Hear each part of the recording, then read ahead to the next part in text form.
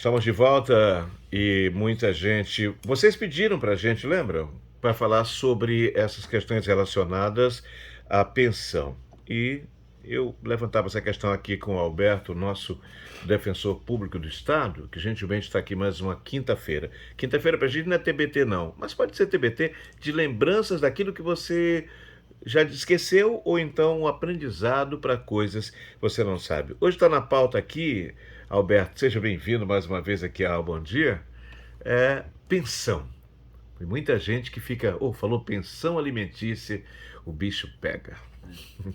Bom dia, Robson. Bom dia a todos os ouvintes. É um prazer estar aqui novamente. É um tema que é bastante recorrente na Defensoria Pública. Muitas, principalmente as mulheres, procuram a Defensoria Pública para narrar fatos que são relacionados à pensão alimentícia de crianças, de menores, em que pais deixam de prover o sustento do filho ao sair de suas casas. Então, a Defensoria Pública tem como incumbência promover o acesso à justiça dos mais necessitados, dos mais vulneráveis.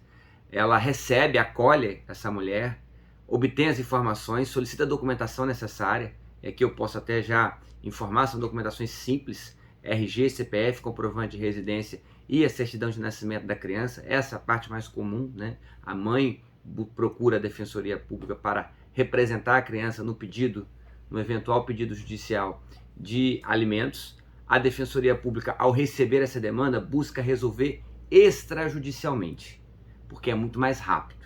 Então a gente já tem um convênio com o Tribunal de Justiça, por meio do Sejusc, em que tão logo essa assistida chega até a Defensoria, já é marcada uma data para uma audiência de conciliação. Imediatamente? Imediatamente.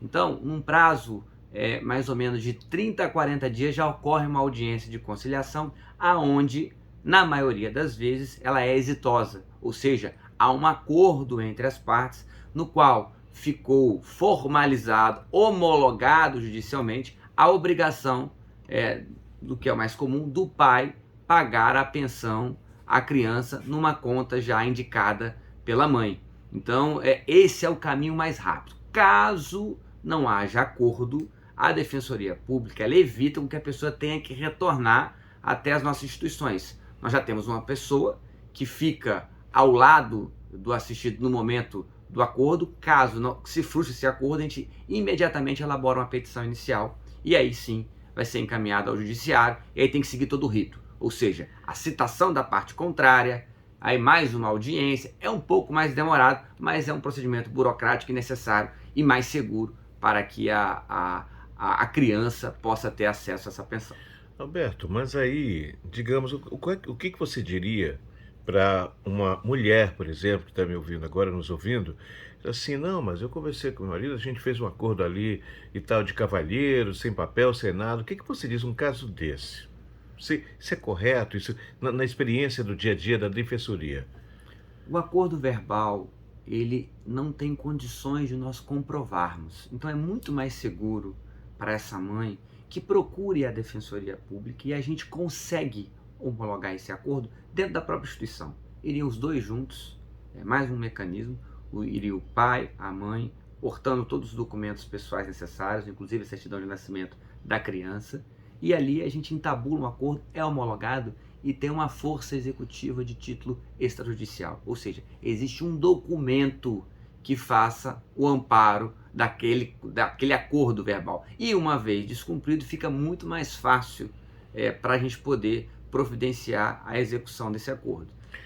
Alberto, agora eu falo aqui, vou servir de advogado aqui para os homens. Aí o cara fez aquele acordo, tudo direitinho, documentos, petição, tudo ok. Mas aí eu perdi meu emprego.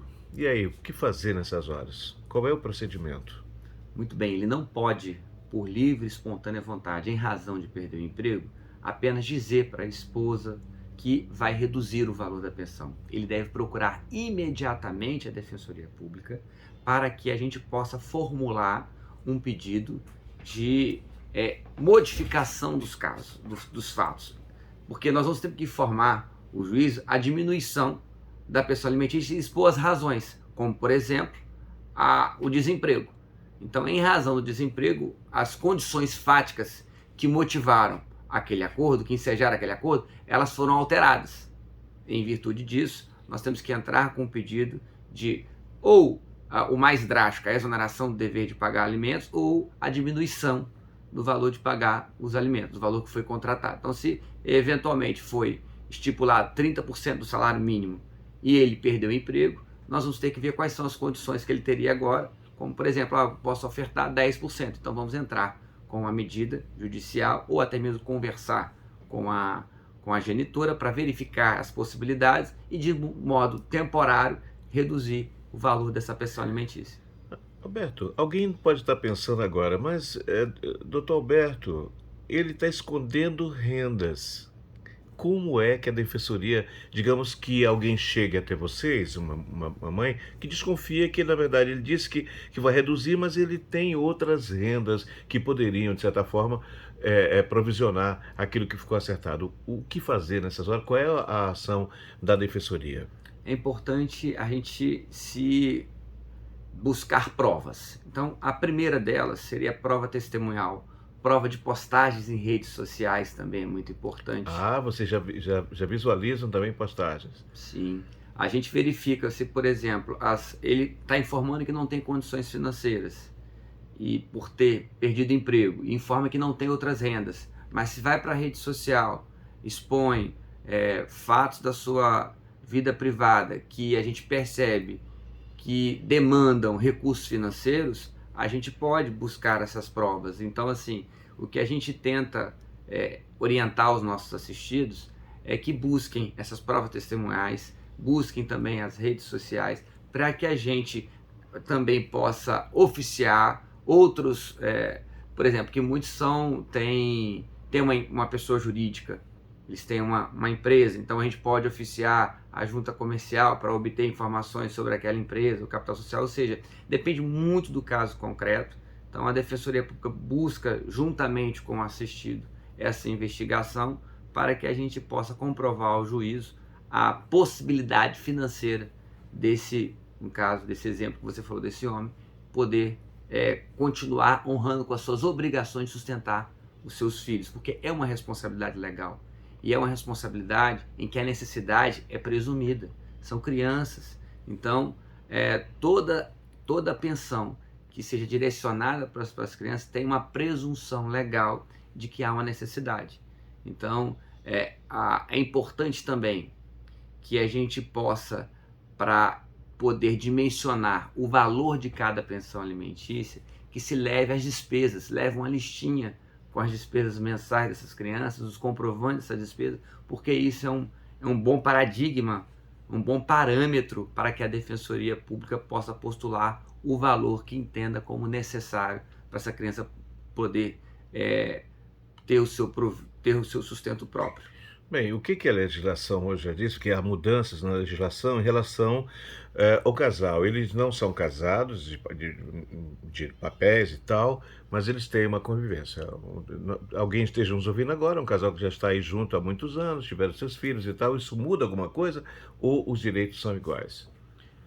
No caso de uma pensão. Digamos que viveram tantos anos, se separaram, os meninos estão ali, a lei segue o mesmo parâmetro, essa obrigatoriedade, essa pensão também se efetua aí? Mesmo parâmetro, se o destinatário, se os beneficiários são as crianças, mesmo parâmetro. Agora, se o pensionamento entre cônjuges é um pouquinho diferente. Se, por exemplo, eles têm uma união estável, um casamento, não há diferença com relação a isso. E a esposa precisa de uma pensão alimentícia.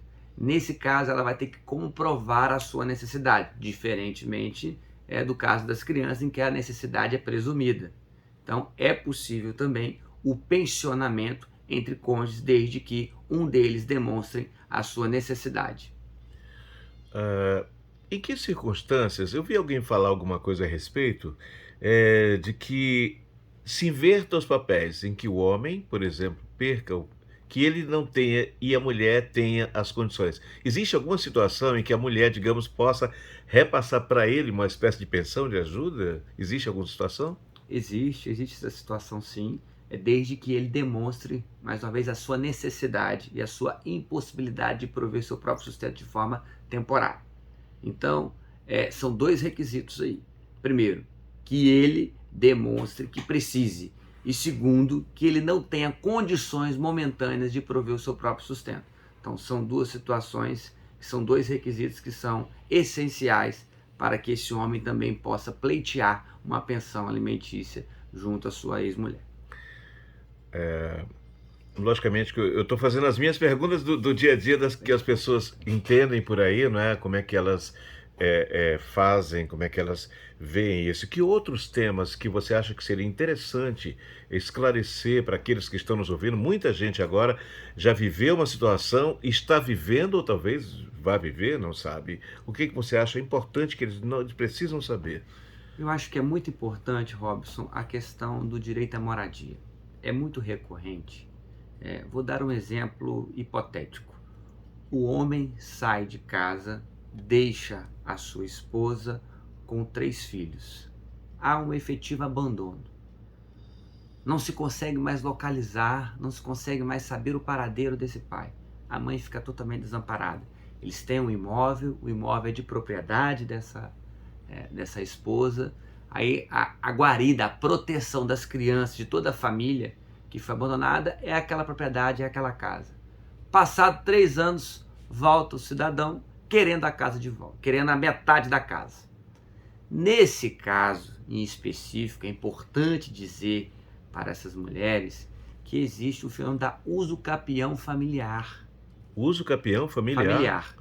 Que é um prazo de até 2 anos. Se o cônjuge que saiu de casa e não buscou a reivindicação da sua ameação no prazo de 2 anos, se consolida a propriedade em favor dessa mulher e dessas crianças. O que a lei quer é proteger aquele que é mais vulnerável da relação jurídica. Então, nesse caso, a mulher pode ficar mais despreocupada, porque ela vai procurar a Defensoria Pública, vai informar que está na casa, que ele abandonou o lar, que ele saiu há mais de 2 anos e não reivindicou aquele imóvel. Tem mais alguns 2 requisitos: que o imóvel seja inferior a 250 metros quadrados e que ela não tenha nenhum outro imóvel em nome dela, não tem nenhum outro imóvel. Então eu vou repetir os requisitos para que a gente possa consolidar o raciocínio dos nossos ouvintes. Em primeiro lugar, o abandono no prazo superior a 2 anos, sem reivindicar, reside no imóvel que é inferior a 250 metros quadrados e não tenha nenhum outro imóvel. Então não pode ter mais de um imóvel. Então, neste caso, estarão presentes os requisitos da usucapião familiar, de forma que esse cônjuge que abandonou o lar, ele não pode depois recobrar a ameação da sua propriedade. Bem, se tiver outras dúvidas, eu acho que as perguntas aqui são muitas até que chegaram aqui para a gente, para tirar essas dúvidas, mas se houver mais dúvidas, os canais, Alberto, o 120... Tem o 129 da Defensoria, mas se entrar no site da Defensoria Pública também, vai ter lá as informações de como atender, aonde atender, quais são os documentos necessários para cada demanda, especialmente essa de pensão alimentícia, e também nas 49 unidades da Defensoria Pública no interior do Estado, em que a gente está apto para receber essas famílias, acolher a sua demanda, buscar a resolução extrajudicial para que essas pessoas alcancem seu direito de uma forma mais rápida, menos burocrática, mas também de uma forma muito segura.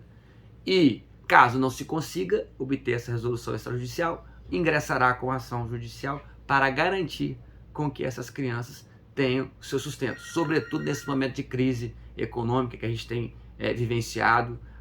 Com a pandemia isso se acentuou muito, né, Robson? Então, o trabalho da Defensoria Pública também aumentou muito com esse tipo de demanda. Bem, o que nós falamos na semana passada ainda repercute nacionalmente a questão das meninas, né? Houve uma série de manifestações de órgãos, inclusive internacionais, e eu quero ratificar aquilo que a gente falava na semana passada sobre as campanhas, inclusive a tia Lilica.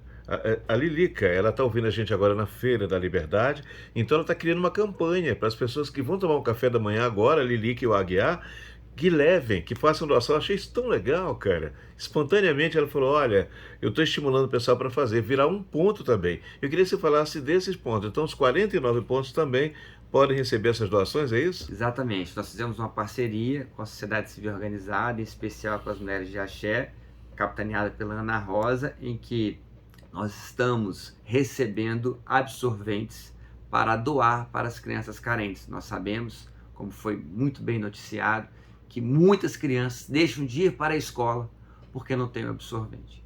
Então a Defensoria Pública tem somado forças com a sociedade civil organizada no intuito de receber esse absorvente. Então aquelas pessoas que têm um pouquinho mais de condições e quiserem um atendimento da Defensoria Pública, podem levar o absorvente. Lá vai ter uma caixinha que nós receberemos e logo em seguida a gente encaminhará para essas crianças que tanto precisam. Que infelizmente nós tivemos o veto do presidente da República, foi uma grande oportunidade que ele tinha de promover, dar mais dignidade, principalmente às crianças, às meninas. Isso não aconteceu, então a gente tem que cada vez mais tomar força. Eu parabenizo muito a dona Lilica por essa iniciativa. Eu acho que a gente tem que buscar cada vez mais melhorar um pouco a vida do outro, ter empatia. Isso é muito importante, Robson.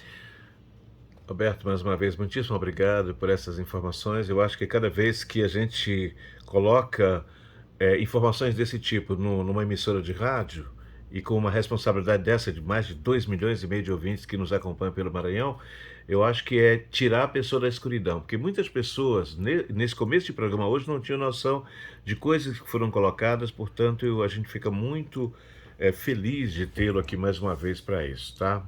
Muito obrigado, repito, a você e a toda a sua equipe lá da Defensoria Pública. Para a gente é um prazer, muito obrigado pela oportunidade. É a Defensoria Pública contribuindo cada vez mais com a difusão de conhecimentos e aí buscando, dando elementos, dando subsídios para a população buscar os seus direitos. A gente que agradece. Vamos ao intervalo, voltamos já já. Bom dia, Difusora.